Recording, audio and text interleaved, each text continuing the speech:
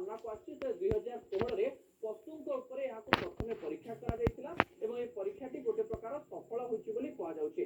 ପ୍ରଥମେ ଘୁଷୁରୀର ଶିଶୁ ଘୁଷୁରୀର ଶିଶୁ ଜନ୍ମ ହେବା ପରେ ସିଧାସଳଖ ଭାବରେ ଗୋଟିଏ ସ୍ୱପ୍ନ ସାକାର ହୋଇଥିଲା ଚାଇନାର ବୋଲି କୁହାଯାଇପାରେ ଯେ ଏବେ ଲ୍ୟାବୋରେଟୋରୀରେ ବି ଶିଶୁ ଜନ୍ମ ହୋଇପାରିବେ।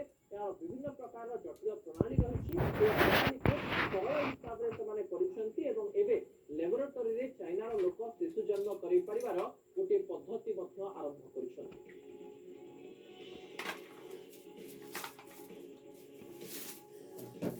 ତେବେ ଲ୍ୟାବୋରେଟୋରୀରେ ଜନ୍ମ ହେଲେ ଛୁଆ ଏ ପ୍ରକାର କଥା ଯେତେବେଳେ କୁହାଯାଉଛି ସେତେବେଳେ ବିଭିନ୍ନ ପ୍ରଶ୍ନ ଆପଣଙ୍କ ମନରେ ଆସୁଥିବ ଯେ ଲ୍ୟାବୋରେଟୋରୀରେ କେମିତି ଛୁଆ ଜନ୍ମ ହୋଇପାରିବେ।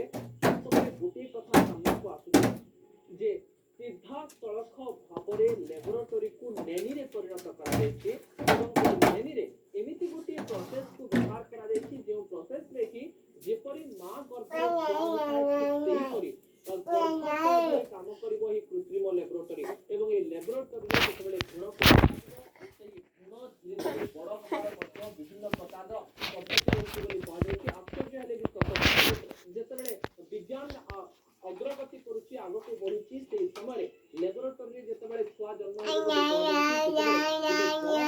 ବିଶ୍ୱ ବୋଲି କୁହାଯାଇପାରେ। ଏ ପ୍ରକାର ପ୍ରୟାସ ଅନେକ ଦେଶ କରିଛନ୍ତି କିନ୍ତୁ ଏବେ ଯାଏ ସଫଳ ହୋଇନାହାନ୍ତି।